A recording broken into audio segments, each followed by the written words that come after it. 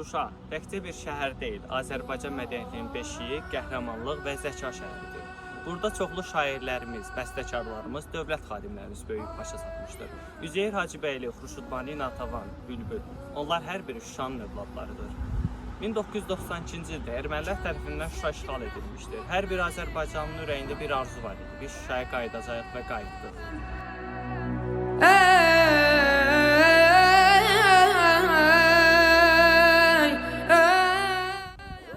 Cıdır düzü, Azərbaycan xalqının qələbəsinin zirvəsidir. Bu torpaqlarda azadlığın nəfəsi, qürurun səsi hər addımda hiss olunur. Bu torpaqlarda bayrağımız yenidən dalğalanır və vətən sevgisi yenidən ucaldılır. Cıdır düzü, qalib xalqın qürurla baxdığı müqəddəs məkandır.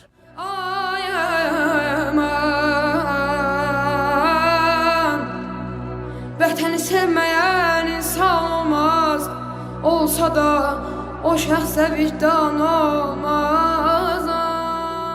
Bu müqəddəs Şuşa məscidi illərin sükunundan sonra azan səsi ilə yenidən dirildi. Burada səslənən hər dua şəhidlərimizin ruhuna, xalqımızın birliyinə ithaf olunur. Bu torpaqlarda azadlığın, inamın və sabahın nuru yanır. Yaşasın Şuşa, imanla, qələbə ilə ucalan şəhərimiz.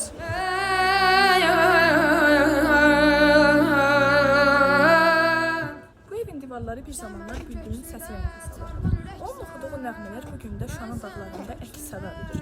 Bu muzey yalnız bir ev deyil, xalqımızın musiqi yaddaşı, milli ruhunun səsi, tariximizin əbədi nişanəsidir.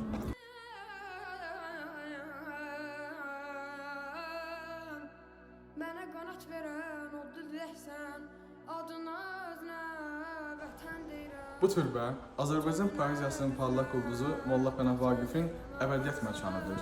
Onun sözləri kimi bu torpaqlar da yenidən dirilib, azadlığın nəfəsi ilə dolub. Vaqifin hikməti, qələminin gücü bu gün də Şuşanın hər daşında yaşayır. Əziz Şuşa, sən azadsan. Əziz Şuşa, sən azadsan.